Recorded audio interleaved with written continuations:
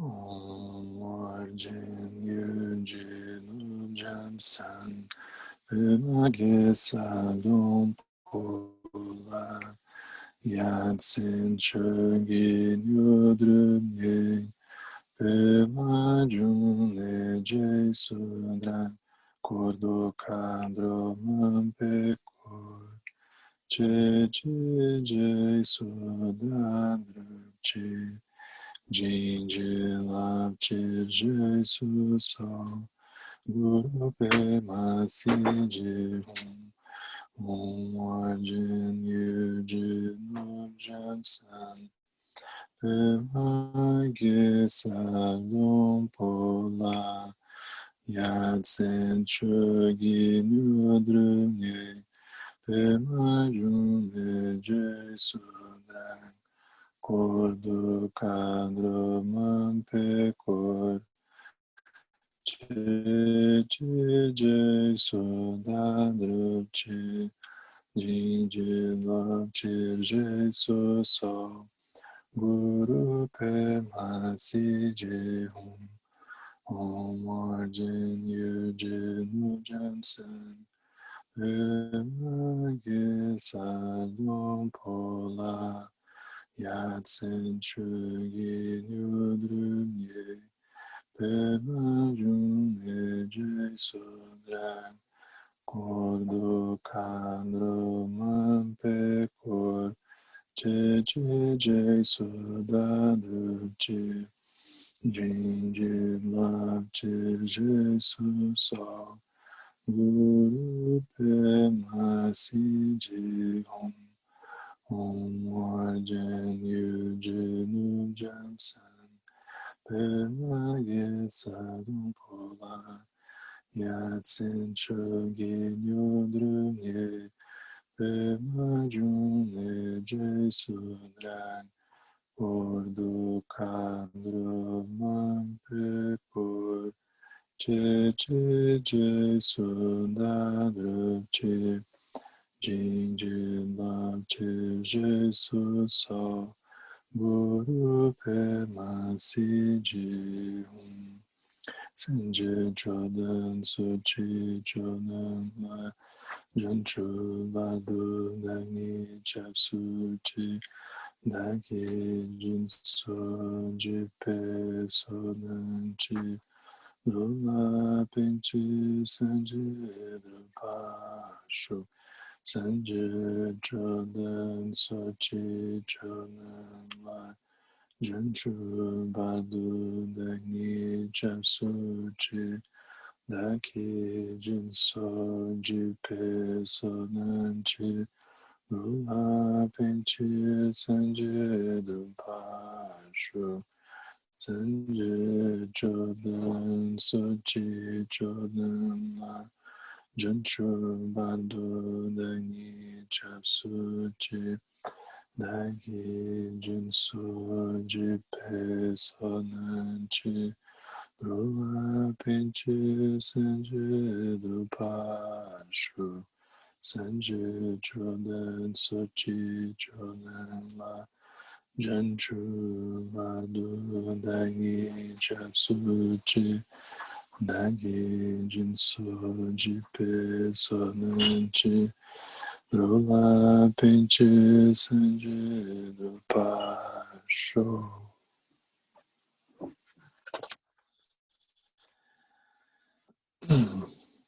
Então hoje a gente vai começar esse texto que se chama Anapanasati Sutta. Eu acho que vocês têm ele, como acessar ele, PDF, né? Ele é talvez o texto mais conhecido do próprio Buda sobre o tema da meditação em silêncio. E eu acho que podem ter várias explicações sobre isso, mas uma das que eu mais gosto de lembrar é que, por exemplo, o Buda ele não inventou a meditação, né? Existem relatos que as tradições contemplativas elas tinham no mínimo 2.500 anos, no mínimo, né? Alguns relatos falam em talvez 10.000 anos atrás já haviam resquícios dessas tradições contemplativas na Índia. essa tradição já havia, né? E ao mesmo tempo, o Buda, ele viveu numa época em que havia muitas tradições religiosas, muitas tradições filosóficas que conviviam ao mesmo tempo, simultaneamente. Então, nisso que hoje a gente chama de Índia, tinham no mínimo 6 grandes tradições que conviviam. Um pouco como a gente olha no Brasil, a gente tem os budistas e tem os católicos e tem os luteranos e tem os judeus e tem as tradições africanas e tem uma complexidade de tradições que coexistem. Então, é como se nesse texto o Buda ele pegasse a essência da meditação, do próprio treinamento da meditação e ele oferecesse aquilo de uma forma completamente despida de qualquer salto de fé. Ele não introduz nenhum elemento religioso, vocês vão ver ao longo do texto. Ele é como se fosse um texto limpo nesse sentido. E ele também não pressupõe nada dogmático, ele não pressupõe nenhum tipo de crença, é simplesmente um roteiro de como que a gente pode utilizar o processo do silêncio como um caminho. Ele vai fazer isso. Então, o fato desse texto ele ser um texto completamente aberto nesse sentido ajuda muito, porque era como se fosse uma maneira que o Buda encontrava que aquilo pudesse parecer alguma coisa até mesmo agressiva, violenta, de imaginar que tinha qualquer crítica às outras tradições envolvidas. Isso nunca foi a ideia. Então, como que dentro desse contexto muito aberto, cada um na sua própria tradição pode se beneficiar da meditação, vamos supor. Então, o Buda ele oferecia isso de forma aberta, como se fosse uma dádiva, né, que ele oferecia. Então, o Anapanasati ele tem esse contexto e ele vai trazer o tema ele vai começar com o foco na respiração. O foco na respiração é como se fosse a base que ele utiliza para guiar, que eu acho que é talvez o foco mais conhecido de todos, né? Qualquer app de meditação que vocês baixarem, alguma meditação com foco na respiração vai ter. Não importa, é mais New Age que vocês encontrarem, mais psicodélica, alguma coisa relacionada à respiração. Porque, enfim, é simples, né? A gente já faz isso o tempo inteiro. A gente não precisa nenhum recurso, não precisa comprar nada, né? Então isso já está funcionando. Então, esse método simples, assim, ecológico quase, ele é muito útil, né? Ele é muito útil. Mas é como se esse texto ele oferecesse mais coisas para a gente além disso, né? Vocês vão ver. Então, por exemplo, quando a gente começa a se interessar por meditação, a gente, de alguma forma, tem uma intuição de que a nossa mente mais atrapalha do que ajuda. Então, a gente fica um pouco agoniado, assim, angustiado. A gente consegue domesticar um pouco a mente, a gente consegue domar ela um pouco, né? Ou minimamente melhorar, assim, né? Se a gente pudesse dar uma limpada nela, né? Como alguém que formata, né, o computador, assim, dá uma formatada, dá uma zerada, reinstala algumas coisas, a pessoa escolhe o que ela quer reinstalar e a pessoa segue, né? Então é como se a meditação fosse um tipo de antivírus que a pessoa imagina que dá para colocar, né? Mas que nunca funciona direito. Então, o processo inicial, ele sempre é um processo em que a pessoa ela torna a mente dela, ao invés de ser a mente dela ser uma fonte, vamos dizer assim, de angústia, de sofrimento, ela começa a tornar a mente uma fonte de bem-estar. Esse é o início.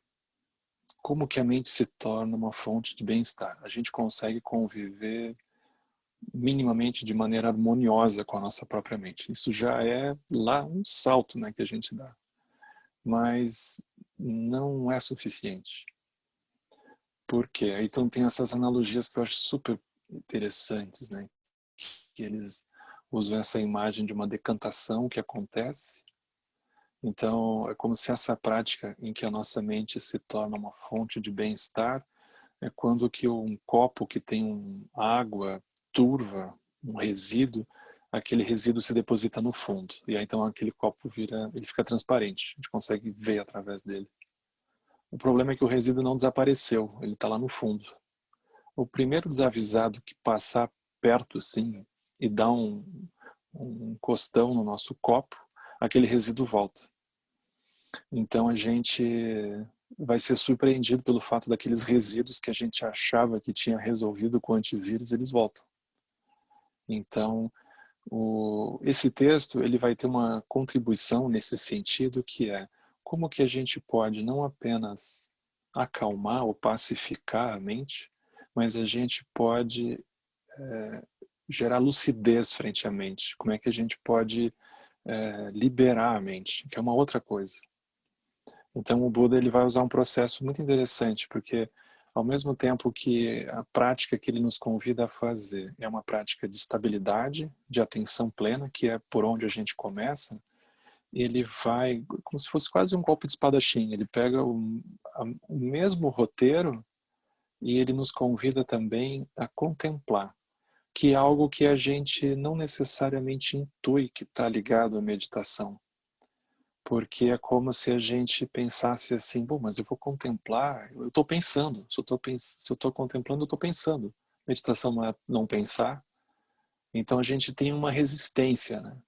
Então, quando a gente medita, gera um bem-estar, é como se a gente dissesse, bom, eu quero ficar aqui, para tudo, me deixa aqui.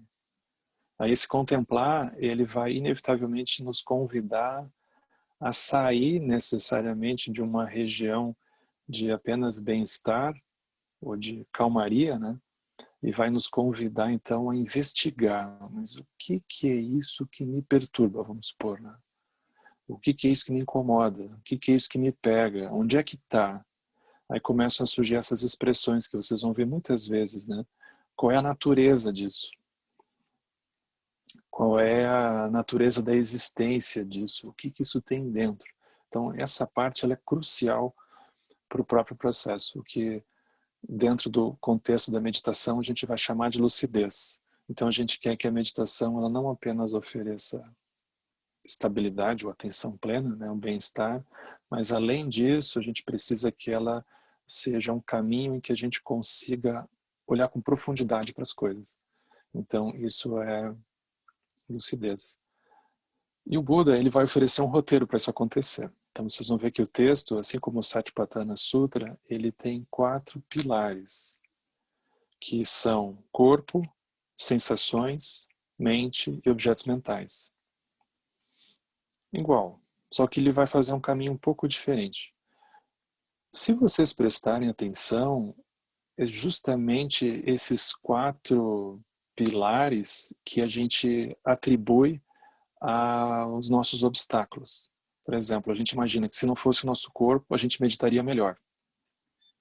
Se não fosse o nosso corpo, se não fosse o corpo do outro que fica se mexendo aqui do meu lado enquanto eu estou aqui tentando fazer, se não fosse o corpo do vizinho que fica aqui com um tamanco passando de um lado para o outro, se não fosse o corpo do outro vizinho que liga o som, se não fosse o corpo do caminhão de gás que passa com alto-falante, então, sempre tem um corpo em algum lugar que atrapalha.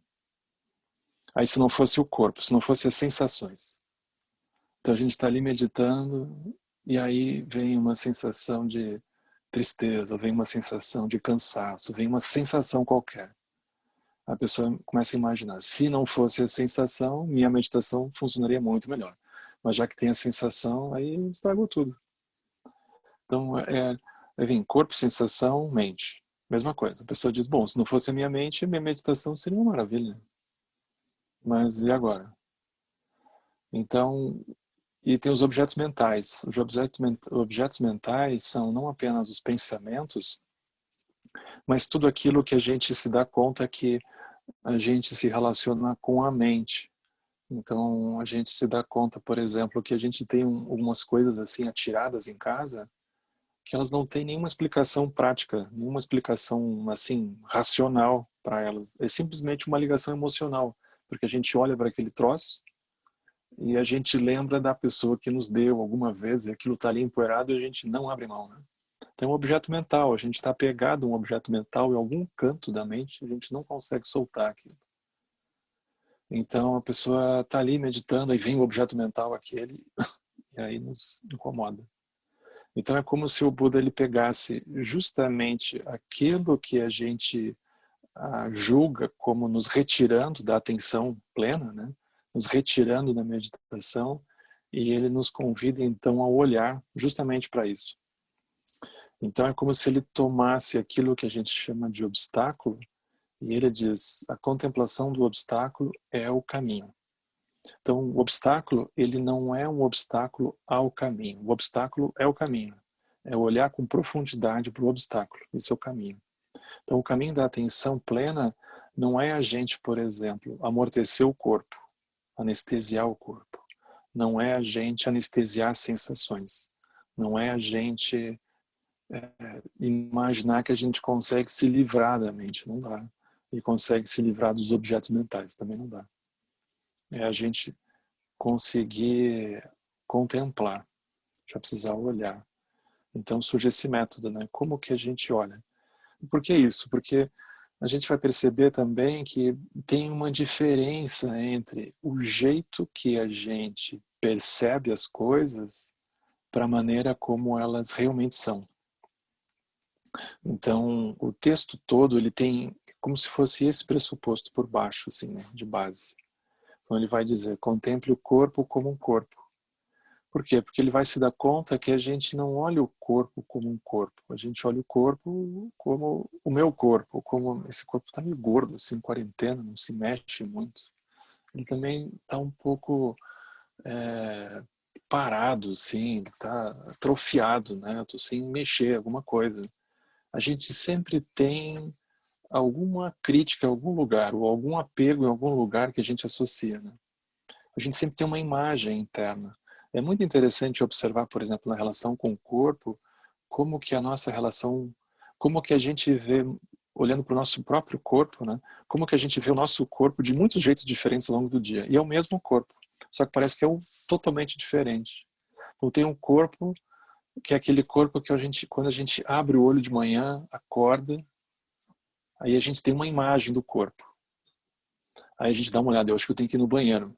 Aí tem uma outra imagem que a gente tem do nosso corpo. Aí tem um corpo de alguém que acha que tem que tomar café. A gente vai lá e toma um café. Agora tem o corpo de alguém que está atrasado. Aí tem o corpo daquele que chega em casa no fim do dia e pensa, eu preciso tomar um banho. Esse corpo aqui não dá mais. Então cada momento do dia é um outro corpo que a gente se relaciona. Se a gente tem que sair, encontrar alguém, a gente tenta dar uma tapeada assim para ver se cola, né, aquele corpo. Então, sempre a gente nunca está olhando para o corpo nele mesmo. A gente tem um filtro para olhar para ele. E assim é com a nossa mente, assim é com tudo. Então, a gente nunca olha para as coisas como elas são. A gente tem uma percepção que ela não é bem correta. Então, como que seria olhar para essas coisas de uma maneira direta, né? Então, o texto como um todo, o roteiro de meditação, ele nos convida a fazer isso. Ou seja, não apenas que a gente possa desacelerar, que a gente possa encontrar um bem-estar interno, que é necessário, crucial, mas como é que a gente pode ir além? Então, se a pessoa está interessada em ir além, aí ele vai dizer como é que a pessoa pode fazer. E o primeiro ponto que ele vai tomar, vocês vão perceber aqui, ele vai tomar a respiração. Então ele não começa exatamente de um aspecto grosseiro, né? Ele começa pela respiração, porque a gente precisa começar de algum lugar, e a respiração é como se fosse a, a, a ferramenta mais compartilhada, né? Associada à própria meditação. Então ele começa com esse tema da respiração. Então a minha ideia é ir lendo devagar o texto, né, que a gente possa ir contemplando, e aí a gente abre para a gente conversar um pouco sobre o próprio texto, né? Então, o nome desse texto é Anapanasati Sutta. A tradução seria Atenção Plena na Respiração.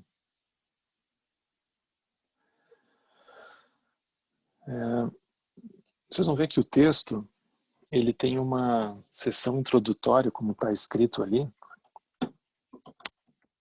Essa sessão introdutória, ela é um pouquinho longa, então pedi um pouquinho de paciência. Um pouquinho longa não, ela tem assim 2 páginas no máximo, né? Mas é bonito porque tem é como se fosse uma ambientação, é quase como se a gente fosse, é interessante a gente observar que é como se a gente fosse teletransportado. A gente entra numa máquina do tempo, assim, numa cápsula, né, e vai para aquele tempo. E isso é 500 anos antes de Cristo, né, na Índia. É muito estranho para o nosso ambiente agora aqui na internet, né? Isso é muito estranho. Então aquilo é um contexto quase indígena, né? Então isso aqui é muito incrível que tenha sobrevivido esses textos, né? Tenham sobrevivido porque eles são como que um relato quase arqueológico assim daquele tempo, né? É muito bonito isso. Então o texto começa assim: eu ouvi. Em certa ocasião, o abençoado, o Buda, ele estava em Savatthi, no palácio da mãe de Migara, no Parque do Oriente, junto com muitos discípulos sêniores bem conhecidos, o venerável Shariputa, o venerável Maha Moggallana, o venerável Maha Kassapa, o venerável Maha Kaccana, o venerável Maha Kotita, o venerável Maha Kapina, o venerável Maha Kunda, o venerável Anuruddha, o venerável Revata, o venerável Ananda e outros discípulos sêniores bem conhecidos. Naquela ocasião, os bhikkhus, que são os praticantes, né? A gente poderia dizer que eram apenas os monges, mas eram os praticantes. Os bhikkhus sêniores, eles ensinavam e instruíam os bhikkhus júniores. Alguns ensinavam e instruíam 10 bhikkhus júniores. Eles, por sua vez, tinham alunos, né? Alguns ensinavam e instruíam 20, 30, 40 bhikkhus júniores. E os bhikkhus júniores, ensinados e instruídos pelos bhikkhus sêniores, eles atingiram sucessivos estágios de distinção. Ou seja, estava funcionando. O resumo é esse, né? O Buda tinha os alunos sêniores, eles praticavam um pouco, aí eles, por sua vez, passavam aquilo adiante, e até aquela fase ali ainda funcionava, né? Não tinha dado nenhum bug no sistema. Naquela ocasião, no 15º dia do Uposatha, na noite da lua cheia da cerimônia do Pavarana, que era uma cerimônia de purificação, o abençoado Buda estava sentado ao ar livre, rodeado pela sanga dos bhikkhus, quando, observando cuidadosamente a silenciosa sanga no conjunto dos praticantes, dos bhikkhus, então ele estava olhando os praticantes todos, ele assim falou: bhikkhus, eu estou contente com esse progresso. A minha mente está satisfeita com esse progresso. Portanto, estimulem ainda mais energia para atingir o que não foi atingido, para alcançar o que não foi alcançado, para realizar o que não foi realizado. Eu esperarei aqui em Savatthi, pela lua cheia do 4º mês do Komudi. Então, ele deu um empurrãozinho no pessoal, né? Os bhikkhus das redondezas ouviram, os praticantes que estavam por ali ouviram. O abençoado esperará, lá em Savatthi, pela lua cheia do 4º mês do Komudi. Então os bhikkhus das redondezas partiram no devido tempo para Savatthi, para ver o abençoado. Os bhikkhus sêniores ensinaram e instruíam ainda mais intensivamente os bhikkhus júniores. Alguns ensinavam e instruíam 10 bhikkhus júniores, outros 20, 30, 40 bhikkhus júniores. E os bhikkhus júniores, ensinados e instruídos pelos bhikkhus sêniores, alcançavam sucessivos estágios da distinção. Naquela ocasião, o 15º dia do Uposatha, a noite da lua cheia do 4º mês do Komudi, o abençoado estava sentado ao ar livre, circundado pela sanga de bhikkhus. Então, observando a silenciosa sanga, ele falou: bhikkhus, essa sanga está livre da fala inconsequente. Essa sanga está livre da tagarelice. Ela é sólida como o cerne. Assim, essa é a sanga dos bhikkhus. Assim, esta é a assembleia.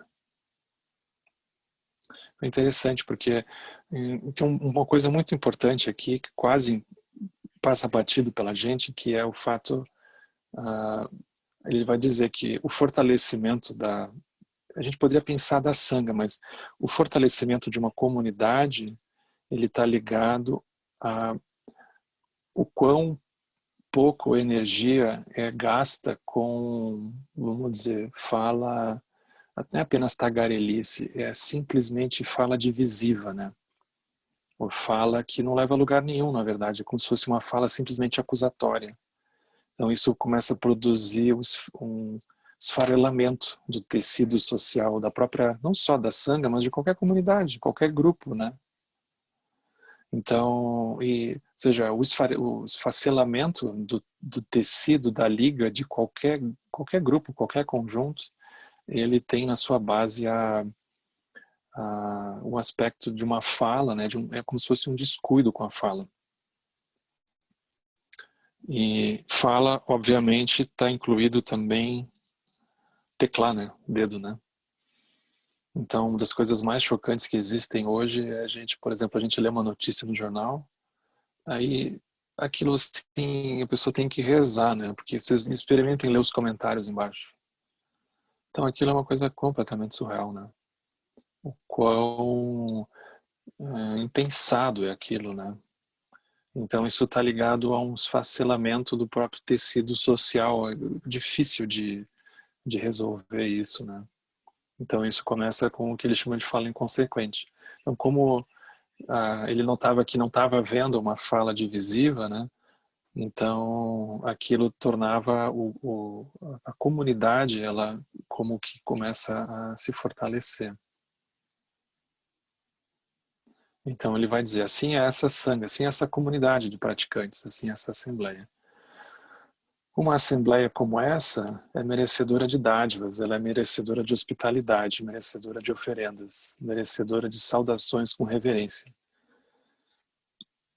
Um campo inigualável de mérito para o mundo. Assim é essa sanga dos bicos, assim é essa assembleia. Essa assembleia, ela é uma comunidade tal que uma pequena oferenda se transforma num grande fruto. E uma grande oferenda se transforma num fruto ainda maior. Assim é essa sanga de bicos, de praticantes, assim é essa assembleia.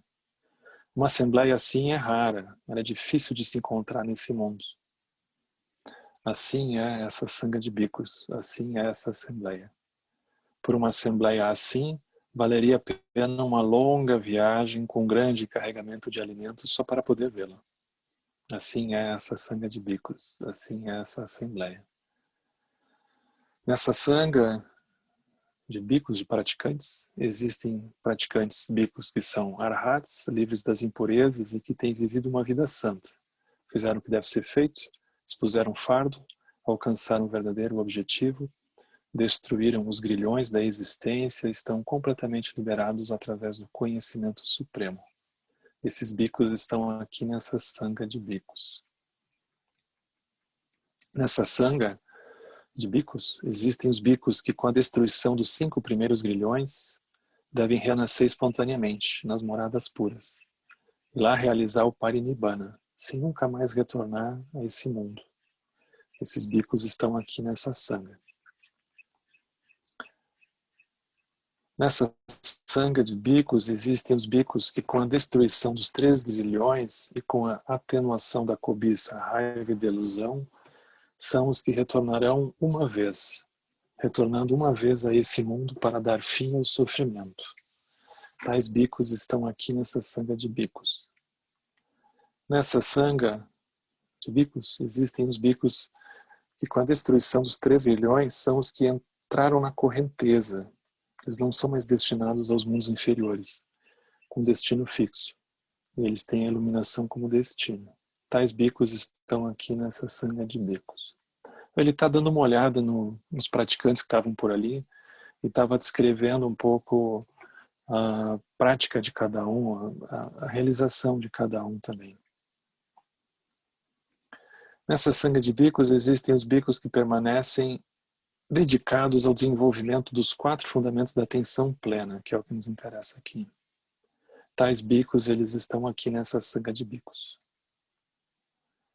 Nessa sanga, essa comunidade de praticantes, existem bhikkhus que permanecem devotados ao desenvolvimento dos 4 tipos de esforço correto, das 4 bases do poder espiritual, das 5 faculdades, dos 5 poderes, dos 7 fatores para a iluminação, do nobre caminho óctuplo. Tais bhikkhus estão aqui nessa sangha. E aí vem o último item dessa introdução, que é: nessa sangha de bhikkhus existem os bhikkhus que permanecem dedicados ao desenvolvimento do amor e da bondade, da compaixão, da alegria altruísta, da equanimidade, da meditação sobre temas repulsivos, da percepção da impermanência. Tais bhikkhus estão aqui nessa sangha de bhikkhus. Então aqui ele introduz um ponto interessante, porque aqui no Ocidente a meditação ela veio dentro de uma onda paz e amor, né? Uma onda namastê, assim, que todo mundo tem algumas imagens assim que é como se o pessoal tivesse descido de uma nave dos ursinhos carinhosos, né? Então, quando a gente vai olhar o próprio ensinamento, assim, a própria instrução tradicional, vocês vão ver, aí tem meditação sobre temas repulsivos, porque não diz respeito apenas a coisas assim agradáveis. Também não é o contrário, né? Que a gente agora está procurando o que é desagradável. Mas é porque a vida é complexa, tem coisas agradáveis e tem coisas desagradáveis. A gente não vai poder escolher, né? A gente não vai poder escolher, é isso que ele está dizendo. Então acontece de tudo com a gente. Acontecem coisas boas, acontecem coisas ruins. Então não é um processo de supressão, simplesmente. É um processo da gente estar aberto o suficiente para conseguir olhar. Isso que ele vai convidar a gente a fazer, né? Então por isso que ele vai dizer, tem coisas favoráveis e tem coisas desfavoráveis. A gente vai ter que incorporar tudo, né? A gente não vai escolher. Da percepção da impermanência. Tais bhikkhus, eles estão aqui nessa sangha de bhikkhus. Nessa sangha de bhikkhus, existem bhikkhus que permanecem dedicados ao desenvolvimento da atenção plena na respiração. Então aqui começa o tema da atenção plena na respiração, que é o item 15, né? Então, atenção plena na respiração. Ele diz assim: bhikkhus, a atenção plena na respiração, quando desenvolvida e cultivada, traz grandes frutos e grandes benefícios.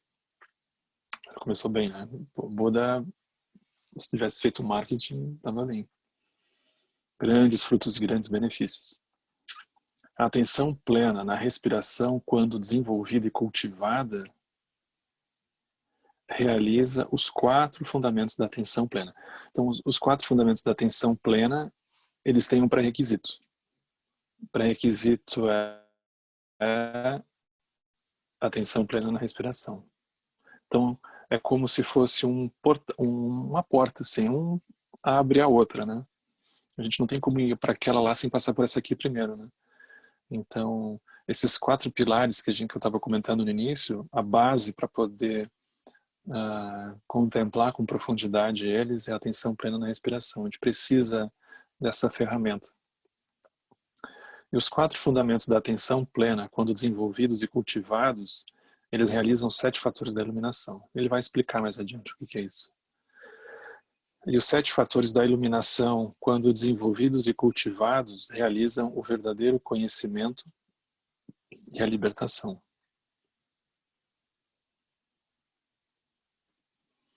Aí começa a parte da respiração.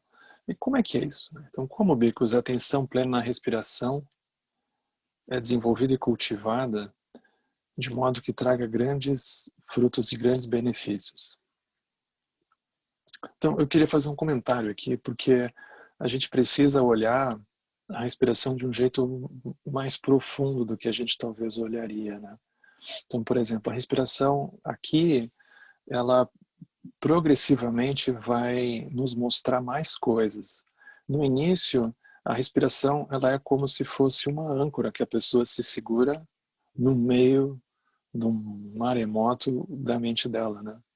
Então ela esvoaça, ela viaja para cima, para baixo, para tudo que é lugar, ela, respiração, ela volta. Aquilo dura 2 segundos, a pessoa desaparece. Daqui a pouco, a respiração, ela volta. Assim começa, né? Então é inevitável. Só que esse é o início. Quando a pessoa começa a cultivar essa familiaridade, como ele está falando, né, da respiração, a gente começa a se dar conta que a respiração, na verdade, ela esconde muitas coisas. Porque a respiração, ela na verdade, ela é a base do que a gente chama de viver, de estar vivo, né? Só que a gente não se dá bem conta disso.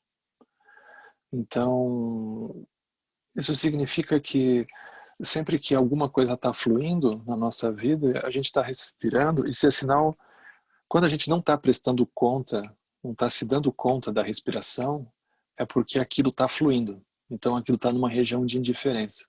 Aí quando aquilo começa a dar pane, começa a se acender um alarme, aí a nossa respiração começa a ficar ofegante, a gente começa a ficar preocupado. Então a respiração, ela é como se fosse um sinal que mostra que a gente não está mais conseguindo sustentar alguma coisa. Então a respiração, ela é um indicativo do apego, ela é uma forma do apego se expressar, o apego em sustentar alguma coisa. Então observem, mesmo que vocês estão, melhor essa situação assim, a gente está calmo em casa, tentando fazer respirar, tentando fazer meditação, qualquer coisa. Aí dá alguma tragédia por perto, sim, a gente se irrita na hora. Por quê?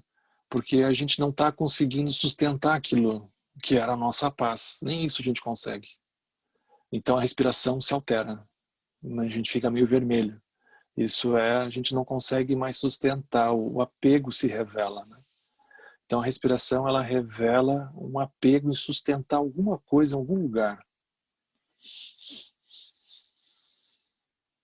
Então, por exemplo, a gente quando não consegue mais respirar, né, nem que seja no corpo, a gente fica doente, passa por alguma coisa, né?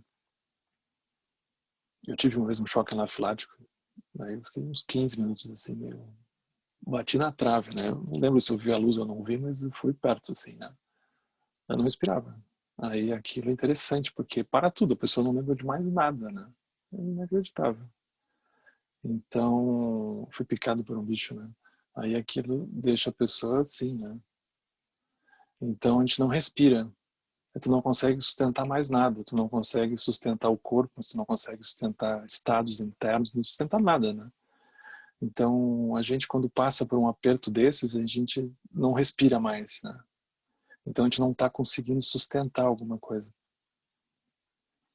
Então, é interessante observar, por exemplo, nas pequenas coisas do nosso dia, quando como que aquilo afeta a nossa respiração. Vocês procurem prestar atenção, por exemplo, quando vocês acordam de manhã e vocês vão olhar o celular, né? Vocês vão abrir o WhatsApp, vamos supor. Aí vocês deem uma olhada assim, como é que a respiração de vocês se altera, vocês passando as mensagens ali, né?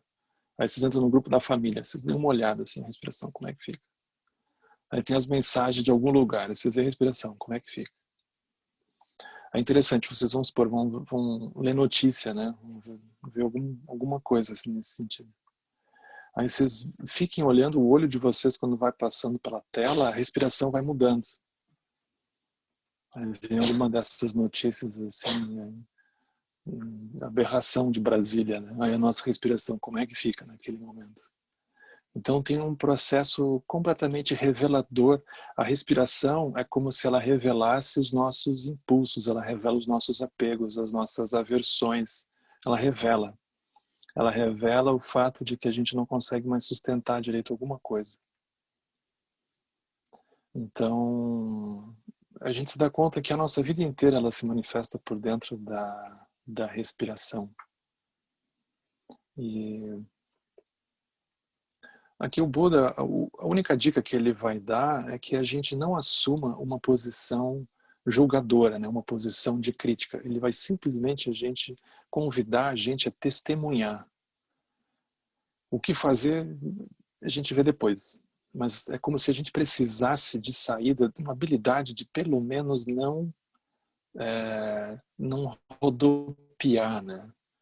Então, a gente, quando contempla a respiração, se o rodopio acontece, a gente simplesmente contempla. O rodopio está acontecendo, mas a gente não precisa ficar sob o poder daquilo. Então, isso começa com uma contemplação tão simples quanto a própria contemplação da impermanência, da respiração, né? Mas aí vamos ver como é que ele explica isso, né? Como é que faz? Aí ele vai dizer, aqui, como fazer, né? Um bico, um praticante, dirigindo-se à floresta, ou à sombra de uma árvore. Bonito, né? Isso é a própria simplicidade. Ou um local isolado, ele senta-se com as pernas cruzadas, mantém o corpo ereto, estabelece a atenção plena à sua frente. Ele inspira com a atenção plena justa e expira com a atenção plena justa. Então esse é o início. Por exemplo, para nós, pernas cruzadas é um pouco estranho, né? Parece que a pessoa tem que fazer yoga para fazer isso. Mas, por exemplo, vocês vão a lugares remotos da Índia, mesmo do Tibete, não tem cadeira. Cadeira é uma invenção ocidental. Eles nascem no chão, sentado. Então aquilo para eles é o que há, né? É muito interessante, né? Tu encontra uns bancos assim, mas tu não vai encontrar cadeira, né? Então essa parte, ela é uma parte ocidental, assim, né? Tecnológica praticamente, né? Lá não tinha isso. Mas basicamente a pessoa senta, né? Do jeito que der. Manter o corpo ereto, isso é importante. A gente não consegue escapar do corpo ereto. Porque o corpo ereto,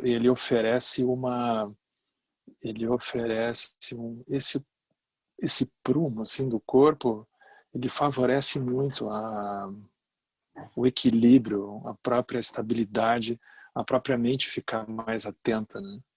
Então, o corpo ereto é muito importante. E atenção plena à sua frente.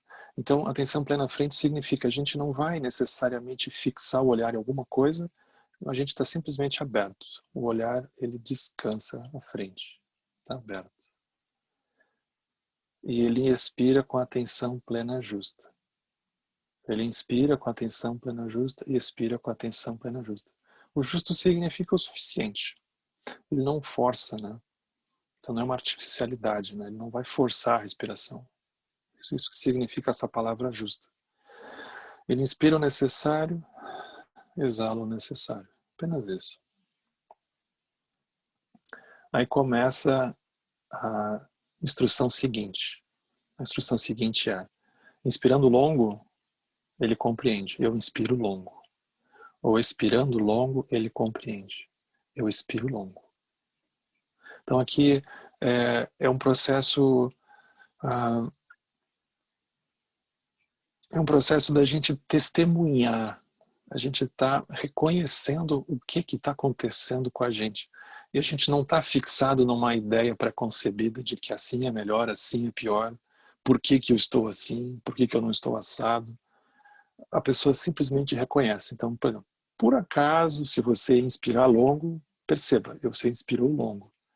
Se por acaso você expirou, você exalou de maneira longa, você compreende. Você expirou longo. Então ele vai nos desafiar de saída a gente não rotular o que quer que esteja acontecendo com a gente não criar nenhum conceito. Ele vai simplesmente nos convidar a repousar numa atenção básica, numa atenção simples, sem qualquer tipo de elaboração. A gente não vai tentar descobrir agora a origem do universo a partir da respiração. Não vai fazer nenhuma viagem, nenhum salto quântico. Vocês relaxem, né? Nada cósmico. É simplesmente perceber. Aí, se você inspirar curto, você compreende. Você inspirei curto. Se você expirar curto, você compreende. Expirei curto. Isso é muito interessante, porque quando a gente vai assim a lugares, né? Mas agora menos, né? A gente ainda tem que usar máscara, né? Mas antes da pandemia, né? A gente quando chegava a algum lugar, aí é muito interessante a gente observar. A gente chega num lugar que a gente se sente bem. Vocês observem, a gente chega num lugar que a gente se sente bem. Você, eu acho que eu moraria aqui. Esse lugar aqui é legal. Como é que faz para vir de novo aqui? A gente tem uma ideia. Então pronto, a gente respirou, se sentiu bem, a gente já inventa uma história, né? Quanto é que custa? Vocês estão vendendo? A gente pega algo que é simplesmente uma respiração, constrói um mundo em cima. Então ele não está dizendo para a gente fazer, ele não está dizendo para cortar também. Ele está simplesmente dizendo, você respirou, observe, você respirou. O resto, você deixa. Não se preocupe. Aí ele diz, ele treina assim, eu inspiro experienciando todo o corpo da respiração. E ele treina assim, eu expiro experienciando todo o corpo da respiração. Todo o corpo, é muito interessante essa expressão, né? O Lama ontem de manhã falou muito sobre isso, né? Corpo da respiração. Então, basicamente, não diz respeito apenas, vamos supor, ao o ar que entra pela narina e sai pela narina, ou o diafragma que expande e contrai, mas é a experiência inteira, a experiência completa. O corpo inteiro respira enquanto a respiração acontece. Ele treina assim. Eu inspiro tranquilizando a formação do corpo da respiração. E ele treina assim. Eu expiro tranquilizando a formação do corpo da respiração. Então é interessante porque essa etapa de tranquilização, ela não vem por algum comando que a gente dê à mente, né? Que a gente dê à respiração, do tipo, agora você fique tranquilo, entendeu? É simplesmente o fato da gente permitir a respiração ser do jeito que ela está precisando ser naquele momento. Ela acontecer do modo que ela precisa acontecer naquele momento. Só isso. Isso por si só é a tranquilização. Porque o que seria a não tranquilização? Seria uma incapacidade nossa de se relacionar com a respiração do jeito que naquele momento ela está se manifestando. Ou seja, isso é um paralelo muito interessante, porque qualquer briga que a gente arruma com alguém é porque a gente não está conseguindo permitir com que o outro seja do jeito que ele sabe ser. A gente tem uma agenda do jeito que ele deveria ser. Então aquilo vai inevitavelmente introduzir um atrito, né? Agora, a tranquilização, ela vem na exata medida que a gente simplesmente permite a respiração acontecer do jeito que ela está precisando acontecer naquele momento. Ela naturalmente se tranquiliza. Então isso que vai produzir a tranquilização. A gente não induz a tranquilização, a gente não precisa ficar repetindo. Respiração, fique tranquilo, por favor, fique tranquilo. Agora, já passou 2 minutos, por favor, fique tranquilo. Então não precisa fazer isso. Ela simplesmente permite a respiração acontecer do jeito que ela está acontecendo, ela se tranquiliza.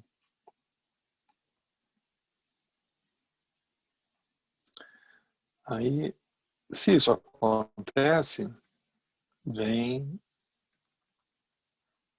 a parte seguinte.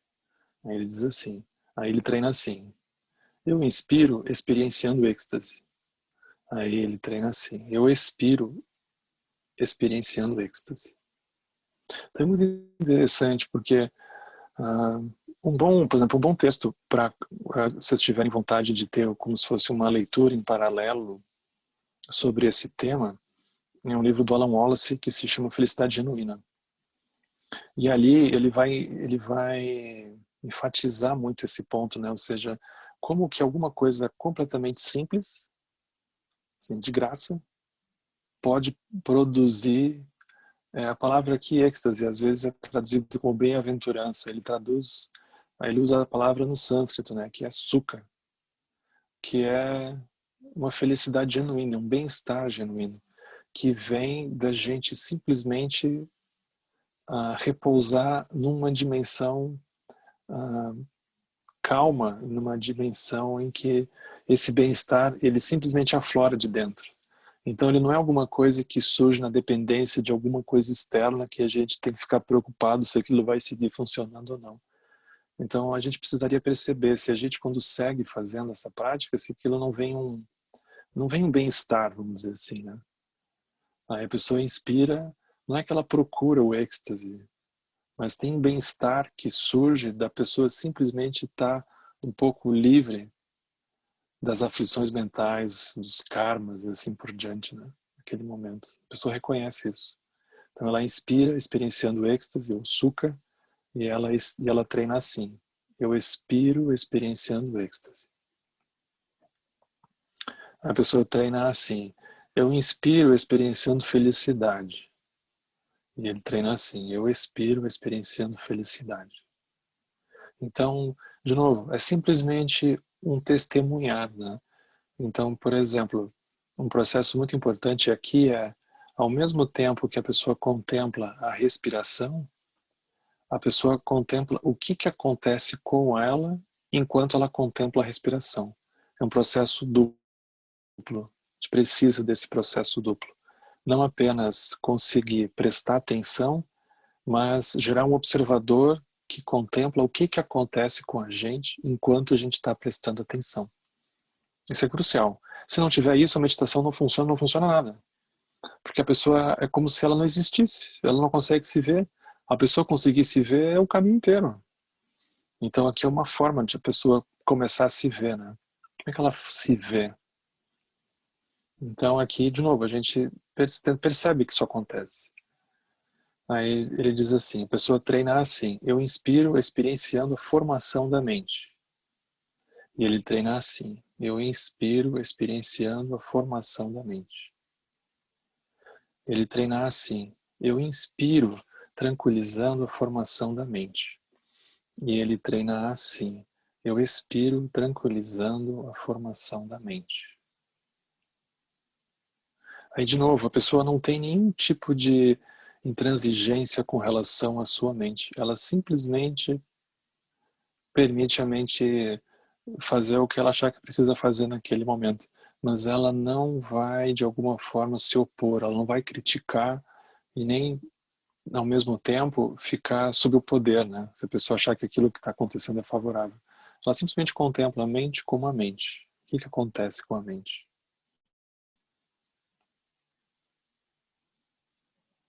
Ele treina assim: eu inspiro experienciando a mente. E ele treina assim: eu expiro experienciando a mente. No início, parece que aquela mente que a gente está vendo na meditação é a nossa mente. Uma coisa íntima, né? Como se fosse um problema meu. Mas aos poucos a pessoa vai se dando conta que não tem a mente de alguém, existe a mente. Ela olha para o apego, apego já é anterior ao próprio nascimento dela. Se não houvesse apego, os pais dela não tinham gerado ela, né? O apego é sem princípio, a raiva é sem princípio. E cada um dos aspectos da mente, eles não dizem respeito a gente, vamos supor. Dizem respeito à própria mente. Então, se a gente se olhar assim, uns aos outros, de maneira mais íntima, é muito parecido. Então, a pessoa experiencia a mente, não é ela, é a mente. Ela treina assim: eu expiro experienciando a mente. Ele treina assim: eu inspiro satisfazendo a mente. E ele treina assim: eu expiro satisfazendo a mente. Então a mente se satisfaz com a possibilidade dela simplesmente ser contemplada como ela é, sem que a gente precise fazer qualquer coisa com ela. Então isso vai permitir a pessoa, por exemplo, concentrar a mente. Então ele diz: ela treina assim: eu inspiro concentrando a mente. E ela treina assim: eu expiro concentrando a mente. Ele treina assim: eu inspiro libertando a mente. E ele treina assim: eu expiro libertando a mente. Então, de novo, a pessoa não libera a mente assim, mas ela descobre que quando ela vai se permitindo olhar simplesmente sem seguir, sem se fixar, sem rejeitar, essa experiência de ter uma liberdade frente ao que surge começa a aparecer. Então ela reconhece que isso acontece. Aí ele traz outros itens, né? Ele diz assim: a pessoa treina assim: eu inspiro contemplando a impermanência. Isso aqui é uma coisa muito importante a gente fazer, né? Que é como é que aquilo que numa certa época, num certo período da nossa vida, era como que o centro da nossa existência, né? O centro, sim, o sentido da gente se manter vivo era aquilo, aparentemente. E hoje aquilo evaporou, a gente não sabe nem para onde foi. Como é que foi aquilo, né? Aquilo é um sonho, né? Que parece que passou. Como é que pode? Então a pessoa inspira, ela contempla. A duração daquilo talvez seja a duração do pensamento da pessoa, mas ela contempla isso. Então ela inspira contemplando a impermanência. A pessoa treina assim. Eu expiro contemplando a impermanência. Ela treina assim. Eu inspiro contemplando o desaparecimento. E ela treina assim. Eu expiro contemplando o desaparecimento. Então as coisas desaparecem, né? Sejam pessoas, sejam relações, sejam oportunidades, momentos da vida, eles de repente foram, né? Onde é que aquilo foi, né? Ela treina assim. Eu inspiro contemplando a cessação. E ela treina assim. Eu expiro contemplando a cessação. Ou seja, as coisas cessam, inevitavelmente, né? Tem uma hora que tudo cessa. Então a pessoa contempla, ela não tem um poder sobre isso. Mas ao mesmo tempo ela tem a liberdade de contemplar o fato, a maneira como as coisas sempre foram. Ela contempla isso. A pessoa treina assim. Eu inspiro contemplando a renúncia. E ela treina assim. Eu expiro contemplando a renúncia. Renúncia aqui é uma palavra um pouco forte, né? É uma palavra tradicional. Mas o Alan Wallace usa a expressão que eu gosto muito, né? Que é um espírito de emergência, né? Que a pessoa se dá conta da vida, né? Da dificuldade que são as coisas. E ela começa a brotar um espírito de emergência. Preciso fazer alguma coisa. A renúncia significa a pessoa renuncia aos venenos mentais, ela renuncia à própria percepção deludida do samsara, né? Então isso é a renúncia para ela. Então não é renunciar ao mundo, não é renunciar às pessoas, mas é um tipo de relação que a pessoa renuncia. A pessoa diz, eu não vou mais me relacionar desde esse lugar. Ela tem um espírito de emergência que faz ela buscar uma outra forma de se posicionar, uma outra forma de estar, de se envolver, né, de se relacionar.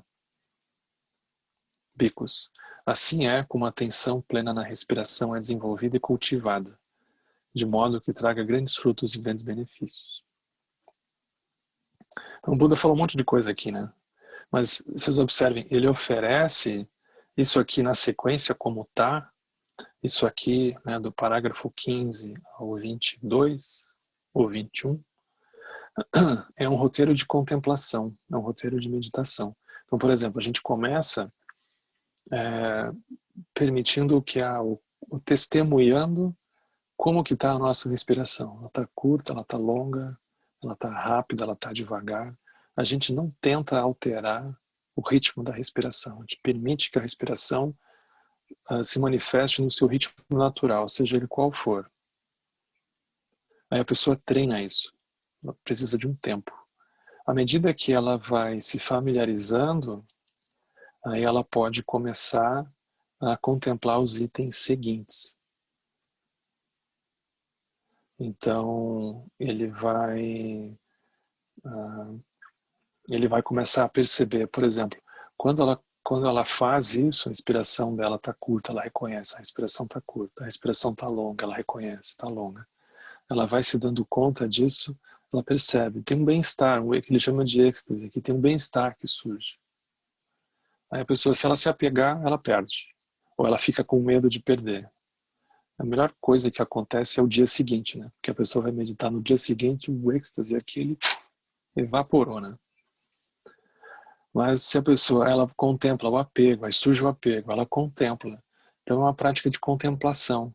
É muito curioso que isso vai ser uma base de atenção plena para a gente. Só que é uma atenção plena lúcida. Ela não é apenas uma estabilidade, mas ela tem uma lucidez. Por quê? Porque quando a gente se levanta e encontra as pessoas, encontra o mundo, essa confusão toda vai vir, né? Então, como é que a gente treina para se manter lúcido no meio dessas coisas, né?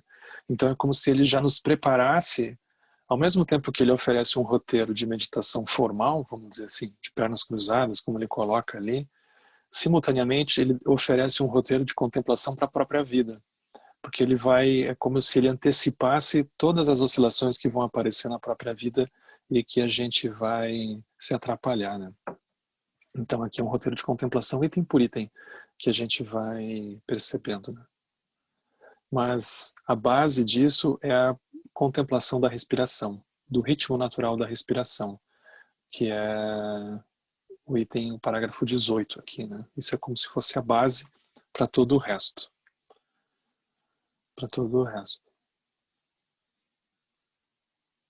Então, eu acho que por hoje, assim, com relação ao texto, né, a gente vai parar aqui para que a gente possa também conversar um pouco, né?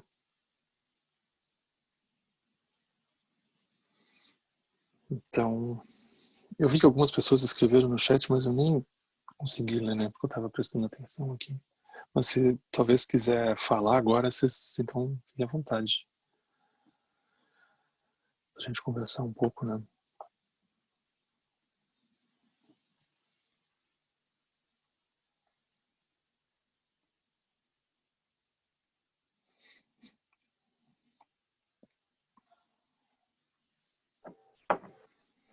Henrique, Oi, Francisco. tudo bem? Essa- Tudo? E por aí? Tudo bem, beleza. Essa parte aqui, eu inspiro e expiro, experienciando a formação do corpo, entre parênteses, respiração. Você podia explicar, por favor? Onde está isso? É no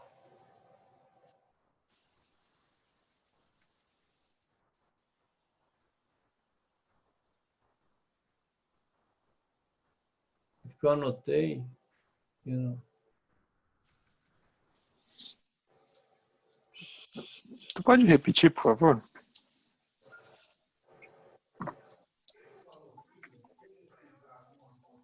É no 18, Henrique. 18, isso, 18. Uhum.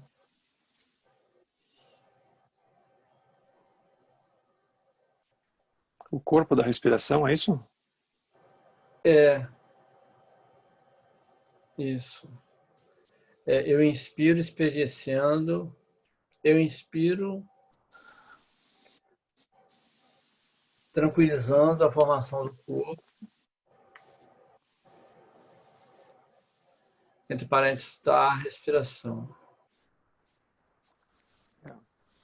É porque a visão que a gente tem do corpo é uma visão muito estreita, porque corpo significa conjunto, né?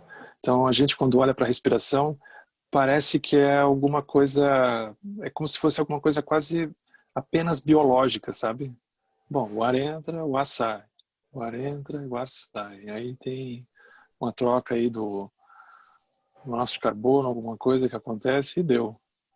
A gente não para pensar muito. Mas aqui o corpo da respiração seria o ciclo, o conjunto inteiro da respiração, não apenas o movimento do ar entrar dentro da gente, mas a gente perceber que a gente quando respira, o corpo inteiro respira junto. Por exemplo, a gente quando recebe uma notícia de última hora de alguma coisa, a gente respira, aquilo tem um efeito inteiro no corpo, o nosso corpo inteiro se molda aquilo. A gente quando está feliz, está empolgado, a gente respira de um jeito que completa, a gente só falta flutuar assim, respirando, né? Parece que tem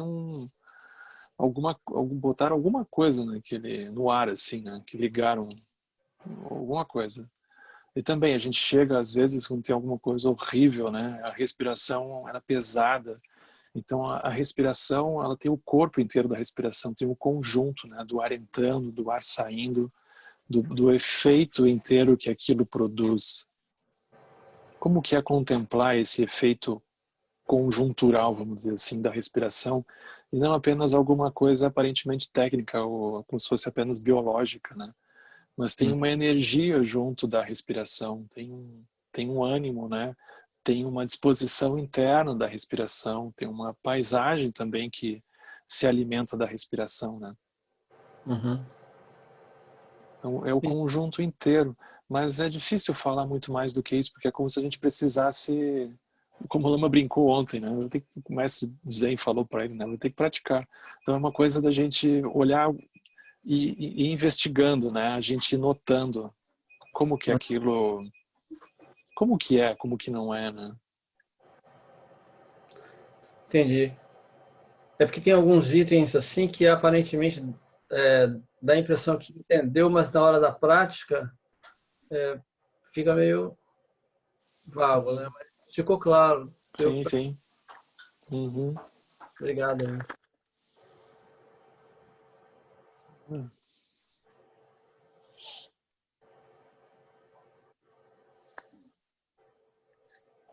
Oi, Henrique.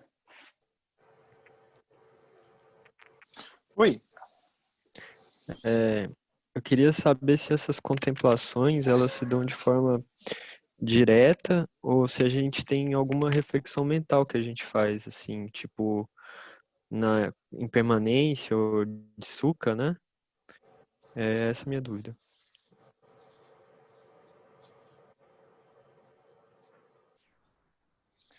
Eu acho que quanto mais a gente simplificar, melhor, sabe? Quanto menos filosófico for isso daqui, melhor.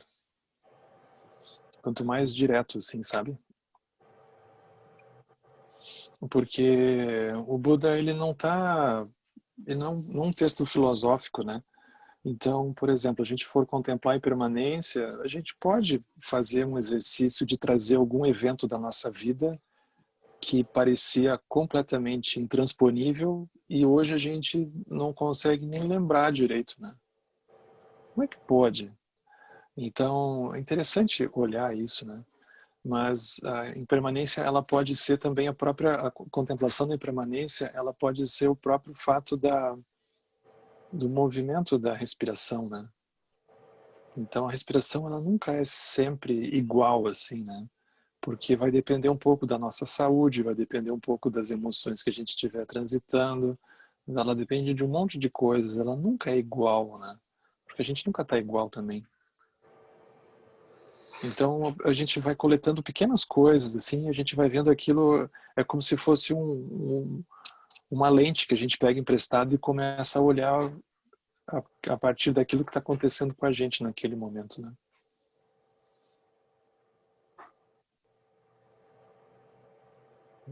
Muito obrigado. Então é mais olhar e menos pensar, sabe? Não que a gente não vá pensar sobre as coisas, mas aqui o convite é mais contemplar mesmo, assim. É como se fosse mais intuitivo, né? Mais intuitiva mesmo, mais da própria experiência, né? Que a gente está buscando, né?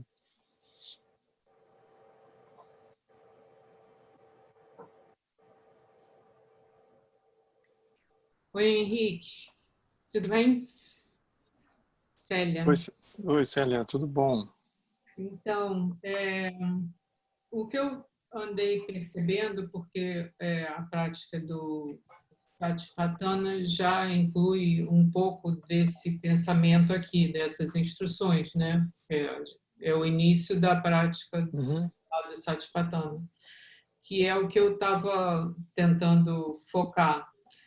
E o que eu percebi é que você uhum, começa a observar e reconhecer, identificar aquelas emoções e os sentimentos que ocorrem do seu próprio corpo, né? Enquanto você está ali uhum, respirando. E eu não sei se uhum, é esse o uhum. intuito, mas à medida que você já reconhece e diz, olha aquilo acontecendo de novo, te dá uma tranquilizada um pouco, porque eu acho que isso é a familiarização, né? Esse é o aspecto da Uhum, uhum. familiarização. É. Então, e aí com isso É, a coisa vai ficando mais natural, o processo, né? E aí com isso você caminha para o próximo item a contemplar, vamos dizer assim. é isso mesmo. Porque o ponto todo que ele está nos oferecendo é como se fosse uma despessoalização do que acontece. Então, por exemplo, tem uma diferença entre surgir alguma coisa na mente e aquilo sermos nós, da gente de surgir algo e a gente dizer que incrível que isso surgiu, olha só, que loucura. Então não tem necessariamente um processo de fusão. Então essa contemplação, como do Satipatthana, do Anapanasati, ele é como se a gente conseguisse olhar aquilo um pouco em terceira pessoa, vamos dizer assim, né? Não significa que necessariamente tem uma frieza, tem uma distância quase indiferente, não é isso. Mas é o fato da gente reconhecer e ao mesmo tempo a gente guardar uma liberdade. Isso é tudo que a gente precisa. A gente vai seguir vendo as coisas surgirem, mas a gente tem um espaço um pouco maior. A gente não acha que a gente é aquilo. Só que dizer isso parece fácil. Como é que seria ver isso? Como é que é isso na prática? Aí a gente faz, aí tem essa contemplação. Aí tem esse roteiro, né, que a gente vai fazer. Mas o ponto que ele nos convida é exatamente esse. Muito bom. Ótimo, obrigada. Obrigado.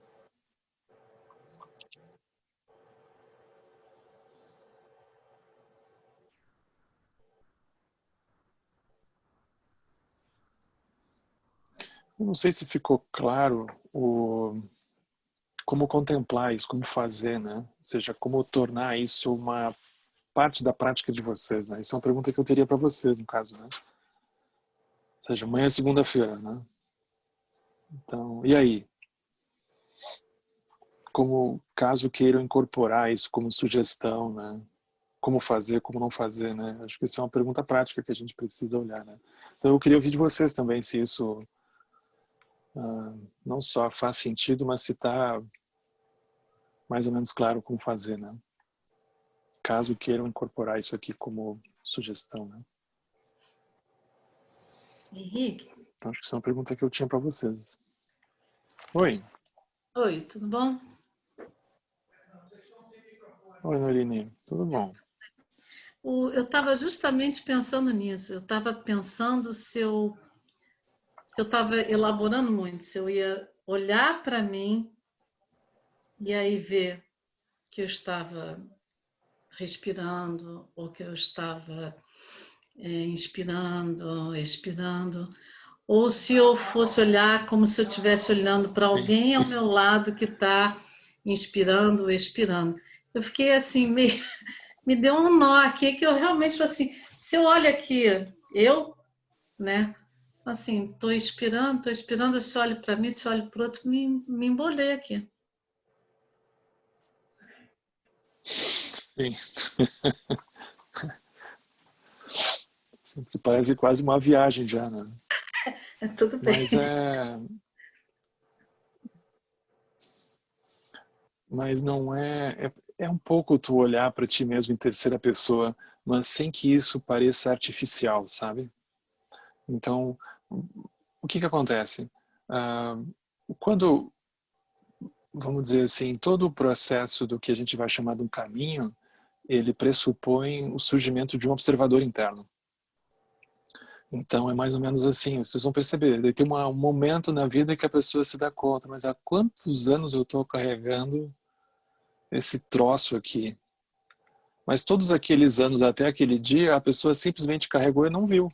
Aí tem um dia que, por alguma razão, ela dá um passo para trás e ela vê aquilo, mas onde é que eu vou chegar com isso? Então ela tem um certo distanciamento. Esse distanciamento oferece uma possibilidade da pessoa ter um pouco de lucidez, a pessoa ter um pouco de consciência do que está acontecendo, né? O caminho todo diz respeito a isso. Então, isso vai ser potencializado por uma prática como essa, por exemplo. Por quê?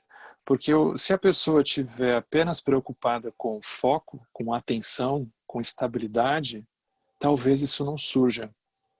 Por quê? Porque tem uma diferença entre a pessoa está focada, a pessoa está estável, está com atenção plena, mas a pessoa está consciente que ela está estável, ela está consciente que ela está com atenção plena. Então tem uma diferença entre estabilidade e a pessoa está consciente que ela está estável.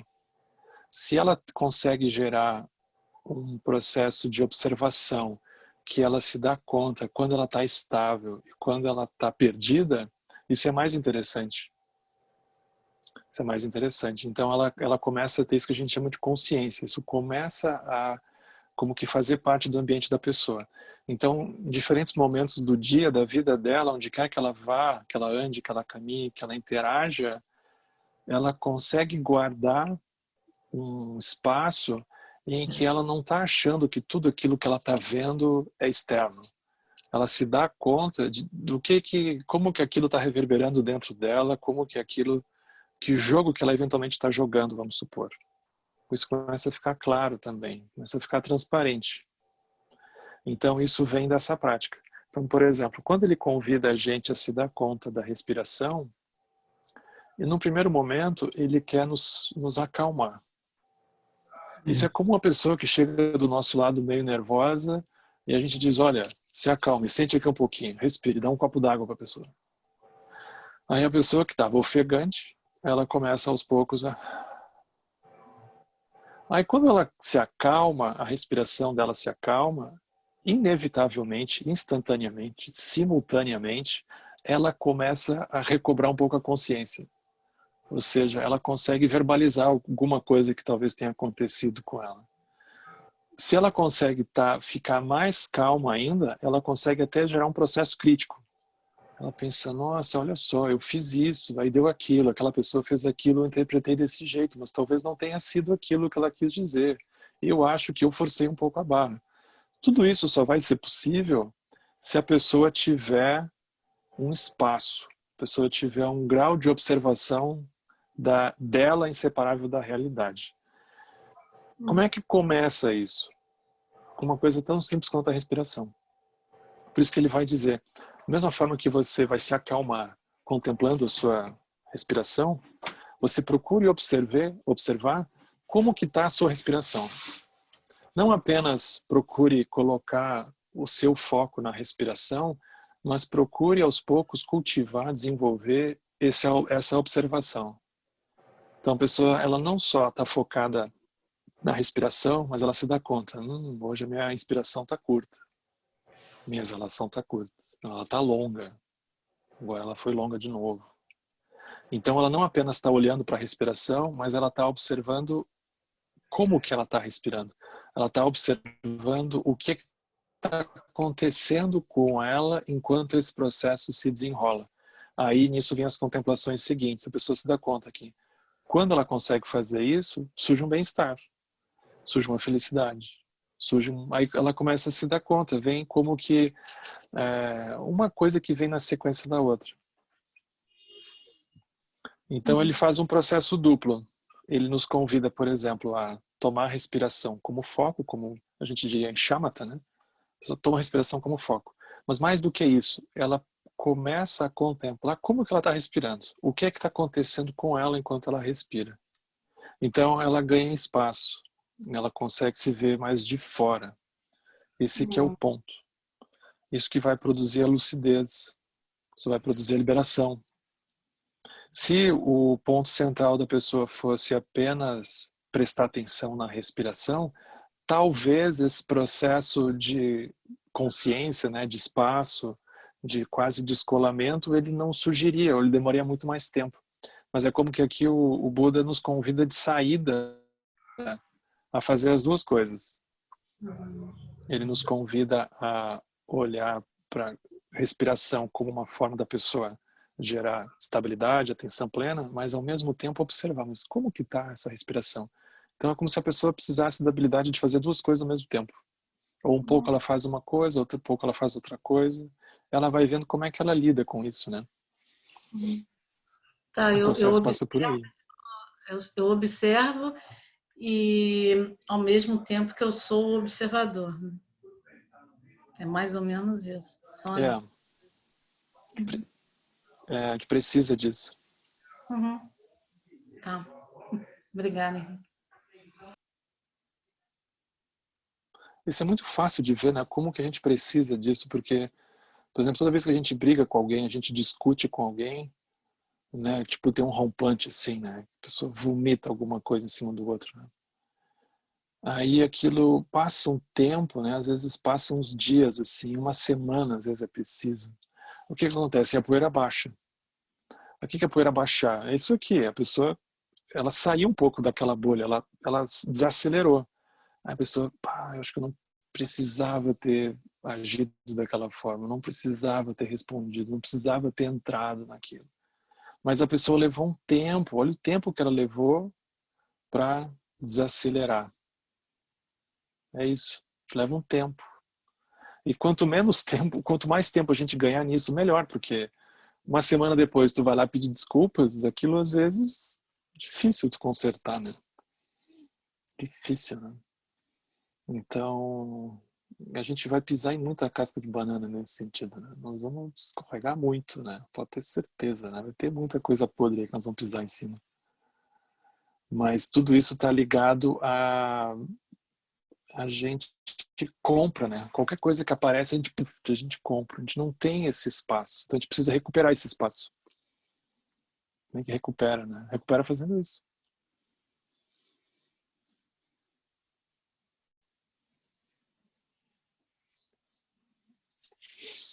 Tá bem, pessoal. Já são 5h30. Acho que deu, né? Senão vai ficar muita coisa, né? Mas, então essa é a sugestão para vocês olharem essa semana também, né? Tomar esses pontos aqui, voltar muitas vezes, né? Tem o próprio áudio, o próprio vídeo de ontem do Lama que ficou maravilhoso, que é sobre o Satipatthana, não é exatamente é muito parecido, né? A diferença é que o Satipatthana ele vai enfatizar mais o corpo. Aqui ele não vai olhar tanto para o corpo, ele vai olhar para algumas outras coisas, mas é como se a lógica que ele usa é a mesma, né? É a mesma. Então isso é muito legal. Henrique. Oi, Henrique. Oi. Rapidinho. Na prática, quando a gente senta, a tendência é as coisas virem, né? As dificuldades, a respiração e tal, aquela coisa vem na sequência e a gente vai trabalhando em cima do sutra. Agora, essa ordem toda, ela deveria ser, esse passo a passo deveria ser programado, não? Que não dá para lembrar. Teria que estar com o papel na mão. Tipo assim, hoje eu vou fazer isso. Não, mas, por exemplo, não, mas a pessoa medita com o papel na frente, com certeza. É um roteiro, né? Pode fazer assim. Sim. Com certeza. Tá bom. Não tem nenhum problema. Não tem nenhum problema. Agora, é importante também, eu nunca gosto de determinar, assim, bom, quantos itens que a pessoa vai querer contemplar, né? Porque é um pouco intuitivo, né? No sentido que a pessoa, ela olha uma coisa, ela olha duas coisas, talvez aquilo provoque tanto que talvez seja o ponto dela parar ali. Mas dependendo do dia, talvez não, talvez a pessoa consiga ver mais algumas outras coisas, vamos dizer, né? Sim. Então é um pouco a pessoa se conhecer nesse sentido, né? No sentido da velocidade, do ritmo, né? Eu não gosto de imaginar que tem uma estrutura pré-pronta nesse sentido, né? A pessoa vai precisar se ver, se acolher, se perceber ali, né? E aí ver o que é o caso de ir ou não, né? É um processo circular isso daqui, né? Não significa que a pessoa completou tudo, ela pensa, terminei, e agora? Não, mas de novo. Porque quando ela termina, ela já não está mais olhando para o corpo como corpo, ela já está achando que o corpo é uma outra coisa. A pessoa volta, né? É um processo circular. Ok. Obrigado. Então tá bem. Então a gente vai fazer a dedicação. Dedicar os méritos. Então, que os méritos deste encontro se expandam e toquem a todos. Que o Mestre Universal da Paz e da Compaixão, Sua Santidade Dalai Lama, juntamente com todos os mestres de todas as tradições que veiculam essa mensagem, tenham longa vida. Que todos estejam a salvo de gerar pensamentos negativos, o obstáculo mais destrutivo. Que esses pensamentos nunca surjam em nossa mente. E que todos os seres estejam livres de pensamentos negativos. King Lup Chosun Ring Lu Che Zan Lin Sa Sun Cha Pa Pel Dro Ju Chosun Manan Midral do Sun Gele